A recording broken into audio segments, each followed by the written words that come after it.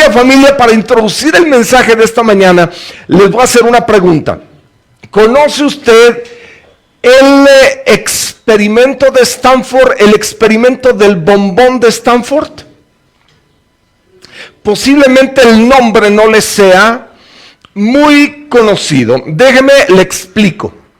A finales de la década de los 60, principio de la década de los 70, en la Universidad de Stanford, en California, en la Unión Americana, se llevó a cabo un experimento en el que se ponía a un niño de preescolar en una habitación, y en esa habitación estaba con una mesa, una silla, se le sentaba, y el niño frente a él tenía un plato con un bombón.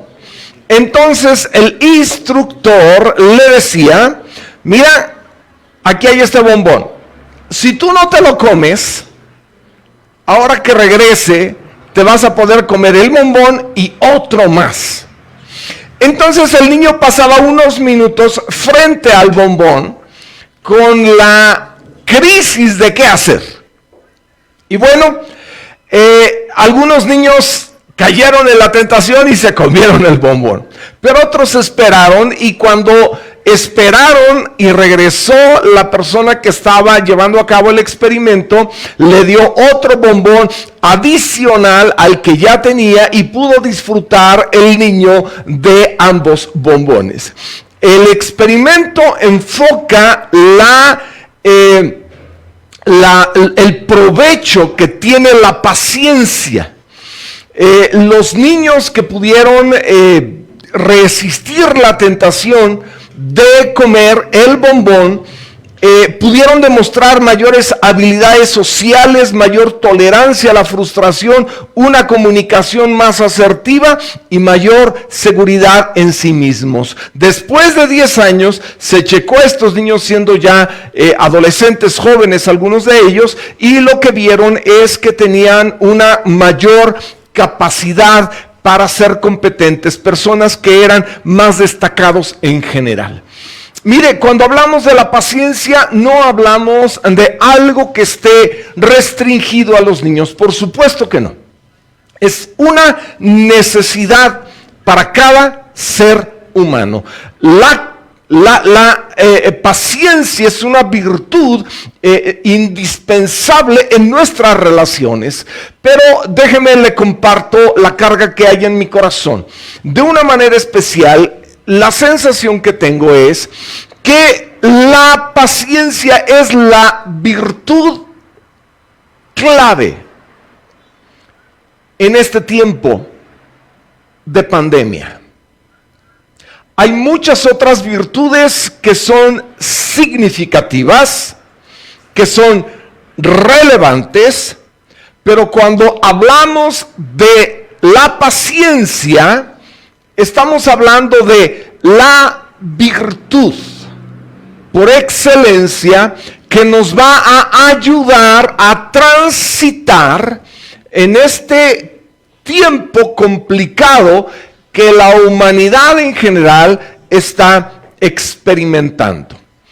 Bueno, vamos a cimentar la palabra en la Escritura, así es que si tiene Biblia con usted, busque Santiago capítulo 5, y si no la tiene, corra, busque una y tráigala con usted. No le digo vaya y compre una, porque sí va a ser muy complicado que haga algo así.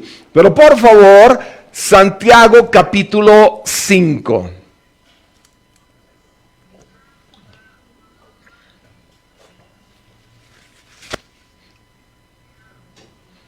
Ya lo tiene.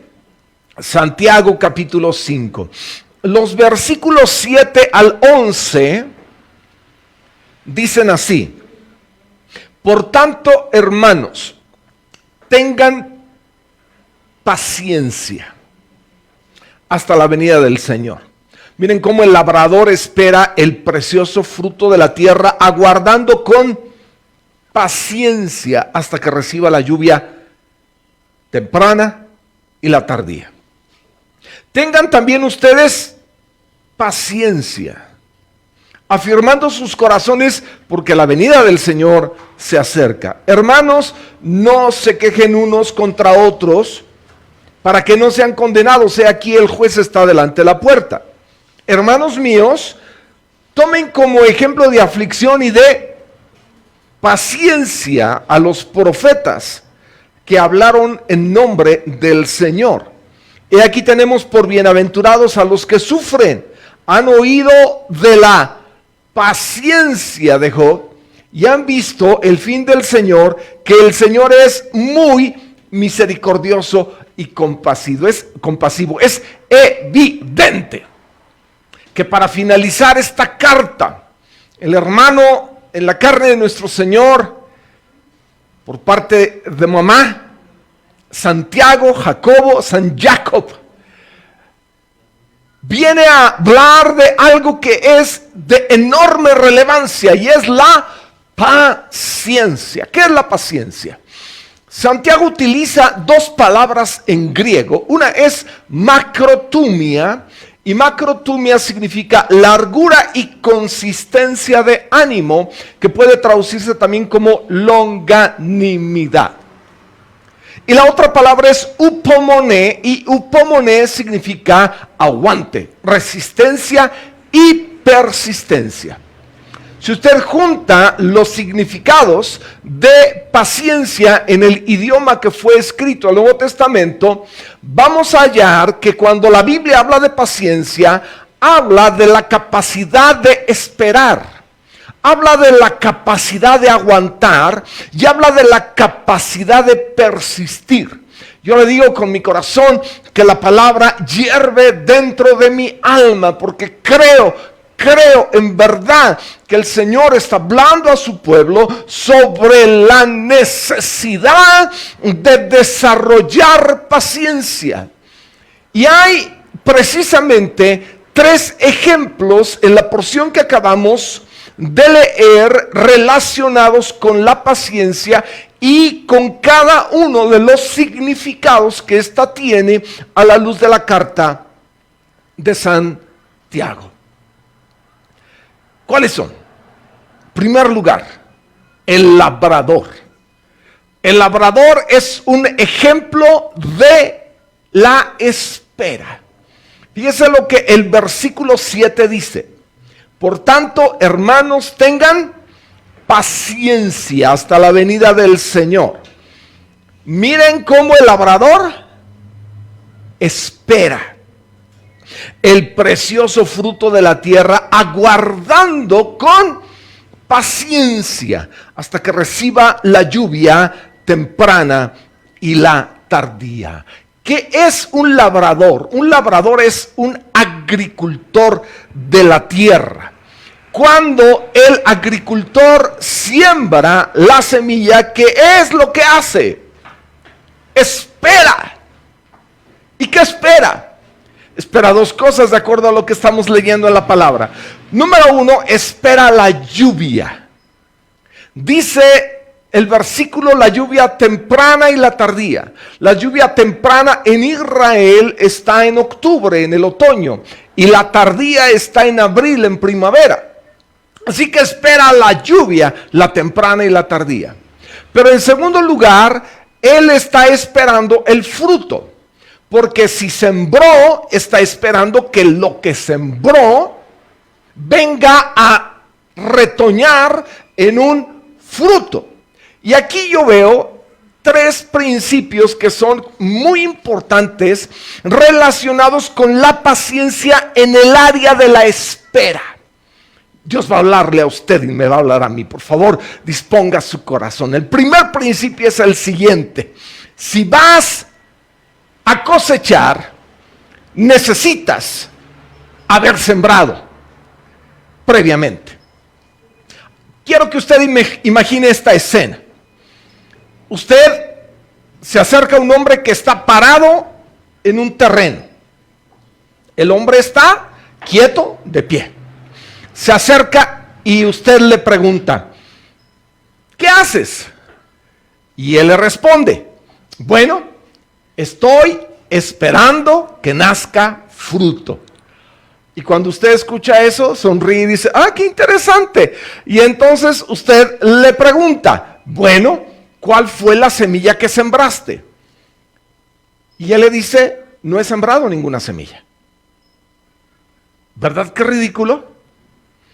Es ridículo esperar cosechar si no ha sembrado. Nadie cosecha si previamente no siembra. El que espera porque sembró. Si tú no has sembrado, no puedes esperar. La siembra lleva al labrador, al agricultor a esperar una cosecha. Pero el que no ha sembrado no puede esperar cosecha porque no ha habido ninguna siembra. ¿Qué es la semilla que sembramos? La semilla que sembramos es sumamente variada. Por ejemplo, la semilla que tú y yo sembramos puede ser oración. ¿Y qué va a ser lo que vas a cosechar? Respuestas. No puedes cosechar respuestas si no has orado. Primero siembras a través de tu oración y entonces cosecharás respuestas. Puedes sembrar testimonio. ¿Y qué cosecharás? La salvación de otros. Pero no puedes cosechar salvación de otros si previamente no has sembrado testimonio. Necesitas testificar con tu boca y con tu vida y otras personas van a ser alcanzadas. Si tú siembras constancia y responsabilidad en tus estudios, vas a cosechar un título. No puedes esperar titularte si nunca te has esforzado en tus estudios. Necesita haber una siembra para que haya una cosecha. Si tú siembras con tu economía en el reino, ofrendas y diezmos, vas a cosechar lluvias del cielo que van a suplir tu necesidad. Pero toda cosecha obedece a una siembra. Y cuando tú has sembrado, tú puedes esperar. La espera vale la pena cuando ha habido una siembra, porque Dios honra la semilla que se ha sembrado y de acuerdo a la semilla va a haber la cosecha que tú y yo vamos a experimentar. A Dios la gloria por ello. El segundo principio que yo observo es, tienes que esperar el tiempo adecuado. La Biblia habla que el labrador espera la lluvia temprana y tardía. Y yo quiero que usted vea estas dos expresiones, la lluvia temprana y la lluvia tardía. ¿Por qué? Porque hay oraciones que Dios responde de manera pronta. Tan pronto oras y ¡pum!, viene la respuesta de Dios. Pero hay oraciones que tardan en ser contestadas. La lluvia temprana y la tardía. Pero va a llover en tu vida. Las respuestas de Dios van a venir. Porque Dios responde siempre con un sí, con un no o con una espera. Pero Dios siempre va a responder. Las peticiones que tú y yo hacemos delante del Señor, si las hacemos permeadas de fe, van a tener respuestas. Porque oramos al Dios que hizo el oído. Aleluya. Y sabe escuchar. Al Dios que hizo la vista y nos mira. Cuando tú y yo oramos, no solamente nos oye, también nos ve. Bendito sea el nombre del Señor, porque se realiza este maravilloso milagro al momento de orar. Él nos oye y Él nos ve. A Dios la gloria por ello. El tercer principio tiene que ver con que necesitas orar para que Dios envíe a la semilla que tú enviaste la lluvia. Sí, porque tú sembraste, pero además de sembrar, uno tiene que pedir a Dios su intervención para que la semilla sembrada tenga la lluvia del Señor. Mira, una de las congregaciones más conocidas en Nueva York es la iglesia del Tabernáculo de Brooklyn, que es pastoreada por un matrimonio. Él se llama Jim y ella Carol y se apellidan Cymbala. Jim y Carol Cymbala. Desde hace años son pastores en el Tabernáculo de Brooklyn. Y esa iglesia es particularmente conocida en el mundo por su coro. El coro del Tabernáculo de Brooklyn es conocido en todas partes. Yo recuerdo tal vez en la década de los 80 haber escuchado por primera vez al coro de esa iglesia. Es un coro compuesto por 285 voces multirraciales, cantan en inglés, cantan en español. ¡Qué bonitas alabanzas! De verdad, si a usted la música cristiana le gusta, busque lo que es la música del Tabernáculo de Brooklyn y el coro, y es de verdad muy, muy linda. A mí, bueno, depende de los gustos, a mí me gusta. Es una música muy bonita. Bueno, le platico la siguiente historia que el pastor Jim Cymbala comenta en el libro Viento Vivo, Fuego Fresco. Él habla de esto que él vivió. Una de sus hijas se llama Chrissy, y resulta que Chrissy fue educada como los demás hijos en un hogar cristiano, con bases cristianas. Sin embargo, cuando ella llegó a la juventud, ella empezó a tener una conducta rebelde y se alejó del Señor, y también se fue de la casa de sus padres. Por 2 años y medio ella se alejó del Señor y se fue de casa de sus padres.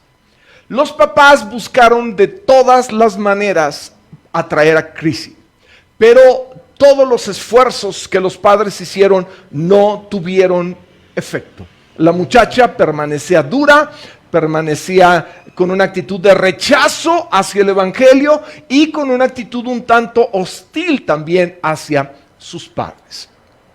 Pasó el tiempo y un martes, en una reunión de oración, el pastor John Cymbala estaba dentro de las instalaciones de la congregación donde él sirve, y era una reunión de oración.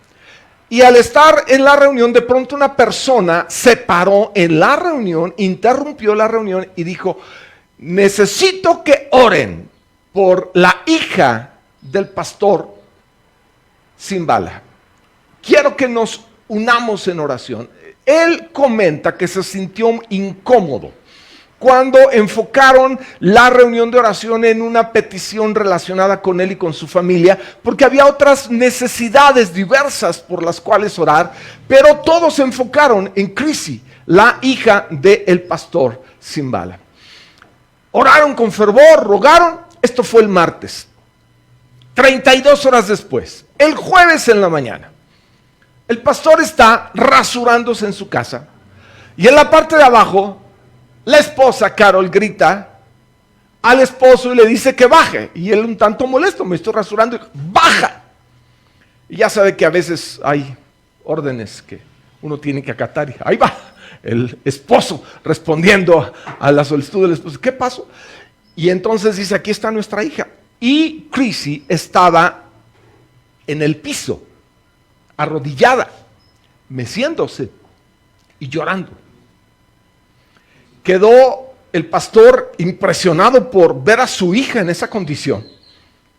Y cuando la hija levanta los ojos y ve al papá, se abalanza sobre el pantalón del padre, toma el pantalón y le dice: papito, perdóname, está la muchacha llorando, perdóname. Y el pastor se agacha, toma a la hija, la levanta, la abraza, y ella está llorando, y de pronto ella dice: papá, ¿quién estuvo orando por mí el martes en la noche? Y la pregunta sorprende al pastor y le dice ella una vez más: ¿quién estuvo orando? Él no sabe qué responder, y le dice ella: porque el miércoles en la madrugada, el martes en la noche para amanecer el miércoles, desperté de mi sueño, y al estar despierta vi que yo estaba cayendo en un abismo. Dice: despierta. El Señor me mostró que estaba yo cayendo en un abismo y estaba apanicada. Dice ella llorando: no encuentro las palabras para describir la sensación tan horrible que yo sentí. Cómo estaba cayendo y cayendo en un profundo abismo. Y de pronto, al estar cayendo, vi al Señor como extendió sus manos de ternura y de amor, y cómo Él me sacó de ese abismo. Y ella le dice al papá: perdóname por favor por mi rebeldía, ya no quiero ser así. Él supo que a partir de ese momento había recuperado a su hija. Ella regresó a la casa, regresó a la escuela, terminó la universidad. En la universidad conoció un muchacho, se casó con él. Los dos sirven el día de hoy como pastores en la ciudad de Chicago, en el estado de Illinois, en la Unión Americana, y frecuentemente viajan a distintas partes por los talentos que Dios les ha dado. ¿De qué le hablo? De que la paciencia tiene su fruto. Cuando usted y yo esperamos en el Señor, Dios en su gracia y en su misericordia habrá de regalarnos respuestas. Yo espero que alguien en esta hora en su casa esté diciendo amén, así sea. Esperar. Siento que esta es como la palabra clave en este tiempo. Esperar. Mire, la pandemia ha llevado a una modificación de los hábitos a todos. Hemos tenido que frenar en las actividades que comúnmente llevábamos a cabo la gran mayoría. Se cambió toda la estructura de nuestra vida. Y algunos ya quisieran muy pronto reactivarse. Yo quiero decirle algo con el corazón. Mire, a mí no me anda, déjeme ser muy claro, no me anda por volver a tener las reuniones aquí. Sí, lo prioritario no es eso. Lo prioritario es que estemos sanos y que estemos vivos. No queremos un foco de infección. No queremos personas que se contagien. Por eso usted y yo necesitamos aprender a esperar el tiempo de Dios. A esperar. Muchas congregaciones se han apresurado a abrir las instalaciones y esto ha generado más perjuicio que beneficio. Tenemos que aprender a ser sabios. Y usted a veces ya quisiera correr, salir, brincar, hacer lo que antes hacíamos. Necesitamos esperar. Esto es sabio, esto es pertinente, es como la gran palabra que está en mi corazón hirviendo. Dios quiere que aprendamos a esperar. Por eso el énfasis al final de la carta de Santiago está en la paciencia. Usted y yo necesitamos aprender a desarrollar paciencia, y como paciencia subrayamos aquí en el caso del labrador la espera. ¿Dice amén a esto? Espero que sí. Segundo ejemplo, los profetas. Y los profetas son un ejemplo de paciencia en el sentido de aguante. Fíjese lo que dice el versículo 10. Dice: hermanos míos, tomen como ejemplo de aflicción y de paciencia a los profetas que hablaron en nombre del Señor. Entonces, la Escritura nos presenta a los profetas como un ejemplo de paciencia, pero no en el sentido de macrotumia, sino en el sentido de eupomoné, en el sentido de aguantar. Porque la palabra aquí es upomoné. Los profetas son un ejemplo de quienes saben aguantar. Y mire, es cosa de que demos un tour por los ministerios proféticos bíblicos y vamos a darnos cuenta cómo algo que fue constante para ellos fue la persecución, el maltrato, la confrontación. Los profetas bíblicos sufrieron. ¿Se acuerda de Elías? El profeta de fuego, Elías Tishbita, que aparece en 1 de Reyes 17, surge de pronto a confrontar a Acab y le dice: vive el Señor en cuya presencia estoy, que no habrá lluvia ni rocío, sino por mi palabra. O sea, porque yo digo no va a caer agua. Y ¿sabe qué? Dios respaldó la palabra del profeta y no cayó agua. Él conocía la Escritura y sabía que una de las consecuencias de la idolatría iba a ser la sequía, y el Señor lo respaldó. Luego vemos la confrontación con los profetas de Baal y de Acera. Tremenda respuesta de parte del Señor. Los ridiculizó y el Señor le dio la victoria. Pero llega usted conmigo al capítulo 19 y encontramos a una bruja, la esposa de Acab, la terrible Jezabel, que le dice: vive el Señor, que así como dejaste a mis profetas, yo voy a dejarte a ti. O sea, decapitado. Y la Biblia dice que Acab huye. Debajo del enebro se deprime. Le dice a Dios, quítame la vida porque no soy yo mejor que mis padres. Primero de Reyes capítulo 19. Dios lo saca de ahí, le alimenta, lo lleva al monte, lo reconforta, lo alienta. Pero algo constante en los profetas fue la persecución. Piensa en Jeremías. Jeremías es el prototipo del hombre sensible. No es un hombre con un corazón duro, es un hombre con un corazón muy sensible. Por eso se le llama a Jeremías el profeta llorón, porque es un hombre que llora constantemente. Pero vea, por ejemplo, en el capítulo 38 del libro del profeta Jeremías, la Biblia dice que Jeremías está predicando por las calles. ¿Y sabe cuál es el mensaje que está predicando? Es el siguiente. Miren, muchachos, si ustedes se pasan para los caldeos, no se van a morir. Pero si siguen aquí, en la ciudad, los van a matar a todos. Entonces los príncipes escucharon este mensaje que no era popular y lo tomaron y lo pusieron en una cisterna vacía llena de lodo, llena de cieno. ¿Qué es esto? Persecución. ¿Se imagina? Cualquier persona, aunque no tenga claustrofobia, bajarlo con una cuerda varios metros en una cisterna llena de lodo. ¡Qué cosa tan terrible! Ahí, un eunuco fue el que lo sacó de ahí con un grupo de hombres. Lea la historia del capítulo 38 de Jeremías, pero finalmente, ¿de qué estamos hablando? De persecución. ¿Y qué me dice Daniel? Capítulo 6. Había un espíritu superior en Daniel, y siempre que hay personas superiores generan la envidia. La Biblia dice que el resto de los sátrapas le tenían envidia a Daniel, porque Daniel prosperaba y los demás no. Es que había en él el espíritu del Señor. Y entonces dijeron, ¿cómo vamos a aprender a Daniel? No hay otra manera, tiene que ser por la cuestión de su fe en Dios. Y usted sabe, llegaron con Darío y le dijeron, firme este edicto, que nadie pueda orar a otro Dios sino solamente tú en el plazo de 30 días. Firmó el edicto y ya sabe lo que hacía Daniel, abría las puertas, las ventanas y oraba en dirección a Jerusalén 3 veces al día como lo solía hacer antes y buscaba al Señor. Lo prendieron, lo llevaron a Darío y luego lo echaron en el foso de los leones. ¿Qué es esto? Persecución. Pero Dios intervino, cerró la boca de los leones. Al día siguiente llegó el rey, le preguntó si estaba vivo, le dijo, Dios sabe que soy inocente, estoy vivo. Sacaron a Daniel, le echaron a los sátrapas que lo habían acusado, e inmediatamente la boca de los leones fue abierta y acabaron con ellos.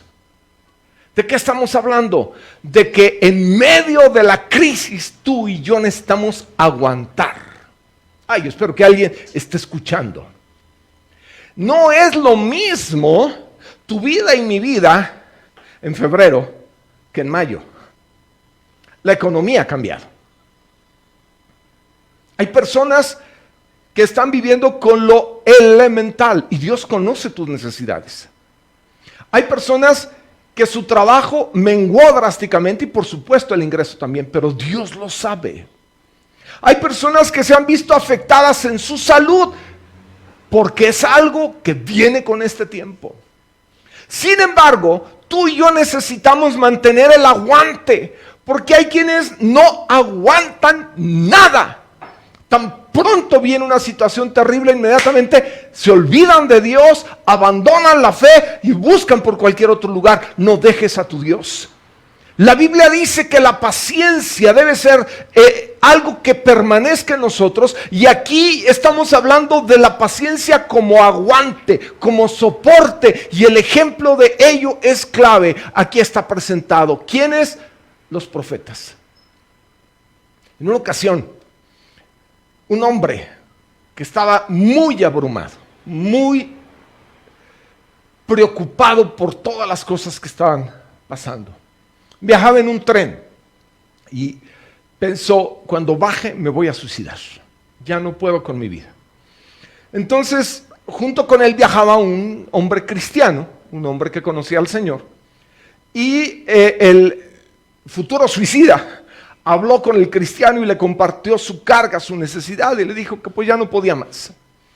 Entonces el cristiano le dio al hombre preocupado una pluma y le dijo: quiero que la mantengas derecha en el tren, sobre la mesa, que manténla derecha. Y bueno, el hombre intentó de muchas maneras, pero el movimiento que hacía el tren hacía que la pluma se moviera por todos lados, y le dijo: no se puede. Y entonces el cristiano tomó la pluma con las dos manos y le dijo: sí se puede. ¿Sabes qué? Así te tiene Dios, tomado. Puede que estés en una situación extrema y complicada, pero Dios no te ha dejado y nunca te va a dejar. Sus misericordias son nuevas cada mañana. Su fidelidad es grande. Su amor por ti rompe todo obstáculo. Y si Dios a través de cuervos dio de comer al profeta, Dios proveerá para que tú y yo comamos. Dios suplirá nuestras necesidades. La gracia del Señor es maravillosa, porque las manos de Dios están alrededor nuestro y su cuidado es una bendición en nuestra vida. A Dios la gloria y la honra por ello. Amén, amén, amén. Tercer ejemplo: la paciencia de Job. El versículo 11 dice: aquí tenemos por bienaventurados a los que sufren. Han oído de la paciencia de Job y han visto el fin del Señor, que el Señor es muy misericordioso y compasivo.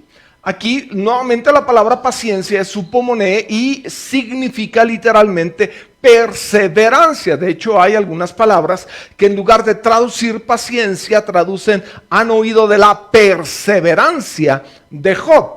Y cuando usted y yo leemos el libro de Job, nos damos cuenta que Job fue un hombre perseverante. Usted y yo recordamos frases como esa que dijo él: aunque él me matare, en él esperaré. ¿De qué le habla? De un hombre que dice: yo no dejo a Dios. Le habla de un hombre persistente. La paciencia, además de espera y además de aguante, necesita tener este matiz de ser persistente, de ser constante. Una persona paciente no es una persona que abandona, que deja, que suelta. Es una persona que tomó un compromiso, tomó una responsabilidad. Pues órale, adelante con eso. Porque Dios no contrata vagabundos. Dios no contrata gente irresponsable. Dios contrata pecadores a quienes perdona y lava y les encomienda labores que podamos realizar en su gracia. Así que Job es el prototipo de la paciencia, es el campeón de la paciencia. Así está presentado por Santiago. Han oído, es el tercero en esta pléyade de ejemplos que nos está presentando Santiago. Y este es Job, la paciencia de Job. Y cómo él esperó, pero aguantó, pero perseveró. Ahí está, perseverando. ¿Recuerda usted los discursos con Elifaz, Bildad y Zofar? Y luego con el cuarto, que no era amigo, que también ahí le entró a la plática, Eliú. Y finalmente lo que presenta a Job es lo que él creía que era su inocencia. Él no se daba cuenta del orgullo impresionante que cargaba. Y a veces puede uno ver manos limpias, pero no puede darse cuenta cómo está el corazón. Pero Dios conoce todo y Él es bueno y misericordioso. El Señor nos revela y nos muestra. Job, ejemplo de paciencia, de un hombre que persevera. Usted recuerda el final de la historia, el capítulo 42 de Job la relata. Porque al final Job tuvo el doble de todo. El doble de animales, el doble de criados. Tuvo hijos e hijas bellas. Porque fueron un regalo del Señor, porque Dios recompensa la paciencia. Cuando usted persiste y no desiste, usted va a ser recompensado. Es fácil abandonar, es fácil soltar, es fácil echarse para atrás. Pero la Biblia dice nosotros no somos de los que se echan para atrás, sino de los que persistimos, de los que perseveramos, dice el escritor de Hebreos, para vida eterna. Nosotros no somos de los que huimos, de los que buscamos la retirada, sino de los que persistimos. Eso es paciencia. Paciencia no solamente es espera y aguante. Paciencia es persistir, es estar, es ser constante. No huyas, aunque a veces quisieras salirte de tu casa e irte por una ventana y volar muy lejos. No huyas, necesitas persistir, necesitas ser constante, porque Dios ama esa cualidad, la ama. Ve a Dios, Dios es persistente. La Biblia me dice que Dios es paciente. La Biblia habla de la paciencia de Dios, particularmente en el tiempo de Noé. Dios es paciente. Déjame terminar, te platico una historia. Hace años la platiqué en la congregación, pero me parece una historia muy linda. Y es una historia, no es una anécdota o una leyenda. Esto es verídico. Todo inicia con un matrimonio, David y Svea Fluth, suecos. Ellos salen de Suecia como un matrimonio que ama las misiones, que quiere servir al Señor, y llegan al África, al Zaire, a servir al Señor. Ahí quieren compartir el evangelio. En el África entienden que Dios les ha llevado a ese lugar y ahí buscan. Sin embargo, las tribus son inhóspitas, los rechazan. Donde ellos entendían que Dios los había guiado, el jefe les dice que no quiere enojar a sus dioses, así que no los quiere cerca, y ellos se van como 1,5 kilómetros adelante después de la aldea. No obstante, desde allá buscan cómo hacer llegar el evangelio al pueblo, pero es muy complicado. Entonces, el jefe de la tribu manda a un muchacho que 2 veces a la semana les lleve provisiones para comer. Y Svea, la esposa, cuando ve que este muchacho es muy constante en su responsabilidad de ir a llevar alimento, dice, bueno, pues si no puedo ir a predicar el evangelio de momento a la tribu, voy a comenzar con él. Y le comparte a este joven el evangelio. Y él recibe a Jesucristo. Pasa el tiempo y ella queda embarazada de su esposo. Y nace una nena que le llaman por nombre Aina. Entonces, lamentablemente, Svea había tenido un problema muy severo de malaria, por lo que queda ella muy débil en su cuerpo. Y pocos días después de que nazca su hija, Svea muere. Cuando muere Svea, el esposo sintió que algo murió en su corazón. La entierra, toma a sus niños, los lleva a Estados Unidos, los encarga a una familia misionera y le dice, yo no puedo cuidarlos, encárguense de ellos por favor. Y él se va a Suecia y se olvida de Dios. Los niños son criados en una familia cristiana y Aina pasa el tiempo, termina la escuela, se casa con un hombre de Dios, él llega a ser un decano en un seminario bíblico, llegan a ser padres, pasan los años y una ocasión en el buzón encuentra una revista, como la que comúnmente llegaban hace años, y al abrir la revista, a hojearla, ella encuentra que hay algo en sueco que no entiende, pero llama la atención de ella porque está señalando una tumba. Entonces ella va con un profesor del seminario que entiende sueco y le pregunta por favor, le pide que le explique lo que está diciendo ahí el texto. Y él dice que el texto habla acerca de una mujer que vivió con su esposo, que tuvieron una niña que se llamaba Aina y que llegaron a compartir el evangelio. La mujer murió, esa es la tumba de esa mujer. Se fueron de ahí el esposo con los hijos, pero el evangelio siguió y para ese momento había 600 personas convertidas.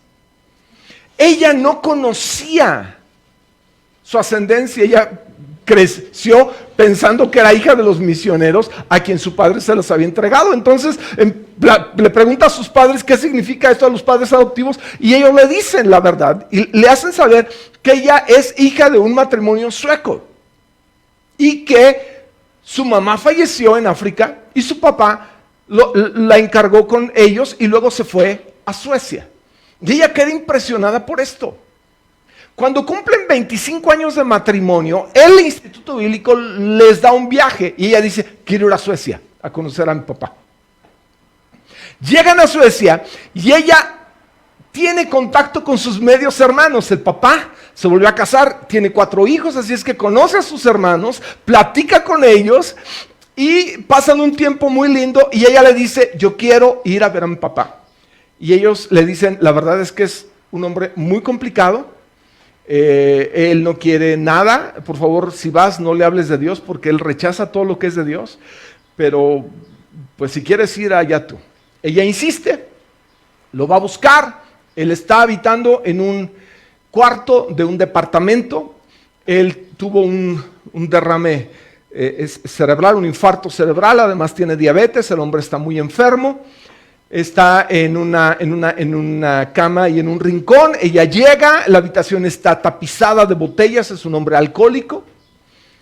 Ella llega, se abre camino, lo busca y le dice, papá. Él voltea y la ve y dice, Aina,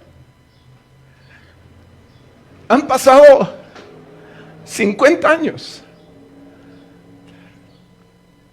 Y al hombre se le dibuja una sonrisa al identificar a su hija. Se abrazan.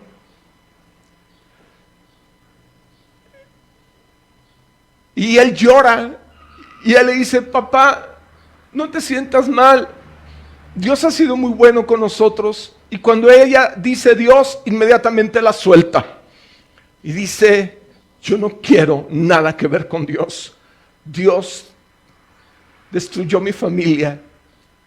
Dios acabó con mi esposa. Y todo lo que yo sembré fue en vano. Y entonces Aina le dice, no papito, te platico. El esfuerzo que tú y mamá fueron a hacer a África fue un esfuerzo que tuvo éxito. De aquello que tú lograste, un solo hombre, mi mamá, ganó para Cristo. Ese hombre le pidió al jefe de la tribu que pusiera una escuela. Pusieron la escuela y cuando pusieron la escuela, él compartió con todos el evangelio y se ganó a todos. Y luego se ganó al jefe de la tribu. Dice, toda la tribu es convertida. Eran más de 600 personas. Papá le dijo a Aina, lo que tú hiciste no fue en vano. Hubo un fruto, hubo un provecho. El hombre en ese momento lloró, se reconcilió con Dios, le pidió perdón al Señor por haberse alejado, por haber renunciado al ministerio. Estuvo unos días más Aina con él, tuvo que regresar a la Unión Americana y unas semanas después David Flu partía para la presencia de Dios. Pasaron los años. Y Aina fue invitada a una convención mundial de misiones. Y escuchó en la convención mundial el logro de muchas naciones en lo que tiene que ver con las misiones. Y le llamó la atención mucho lo que a un hombre del Zaire, que dice él representaba a 110,000 personas convertidas en el Zaire, en el Congo belga, en África. Cuando él terminó de exponer, Aina lo buscó y le dijo, disculpe, usted de casualidad no conocería a estas personas, David y Svea Flood. Y él mirándola le dijo, sí les conocí. Yo era el muchacho que les llevaba comida. Y a mí me hablaron del Señor. Y hoy somos más de 100,000 personas las convertidas por ese fruto. Bendito sea el Señor. ¿De qué le estoy hablando? De paciencia, de persistencia, de perseverancia. ¿Ha puesto las manos en el arado? No voltee hacia atrás, ni deje el arado. Vamos hacia adelante. Cumplamos aquello que Dios nos ha encomendado. Llevemos a cabo la obra que el Señor ha puesto en nosotros. Tengamos paciencia. Esto es temporal. Yo hablaba con mis hijos y le decía, particularmente con mi hijo, y le decía, yo creo, hijo, que para el año que entra, para el mes de marzo, las cosas van a estar bien. Todo tiene un tiempo. Todo tiene un tiempo. El cambio va a ser progresivo. Pero usted y yo tenemos que aprender a esperar.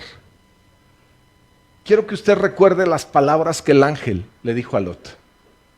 Escapa por tu vida. Lo que está en juego no es menor, es tu vida. Ten paciencia. Espera. Aguanta. Persiste. Yo quiero invitarte a que ahora sí te pongas de pie ahí en tu casa. Deja el sillón, la silla. Ponte de pie. Quiero que estés de pie. Quiero que te olvides de quien esté a tu alrededor. Y quiero que tengas la conciencia que estás delante de Dios. Ya lo estás. Levanta tus manos.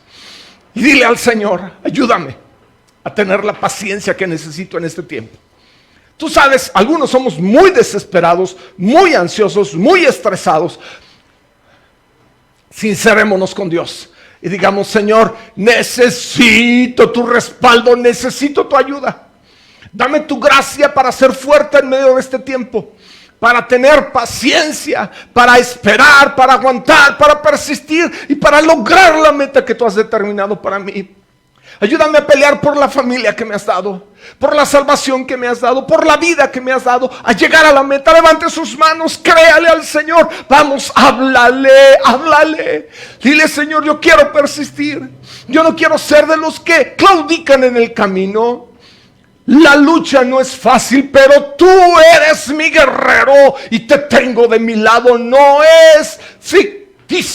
Mi Dios es real, gloriosamente real. Vamos, levanta tus manos en tu lugar, bendícele y declara, contigo desbarataré ejércitos y asaltaré muros. Declara, saldremos adelante, porque tú eres mi Dios, nunca me has dejado ni me has desamparado. Tu gracia es real en mi vida. Concédeme la paciencia que necesito para hacer lo que tengo que hacer, para esperar, para aguantar, para persistir y para llegar a la meta. Posiblemente alguna persona que me esté viendo aún no ha recibido a Jesús como Salvador y Señor.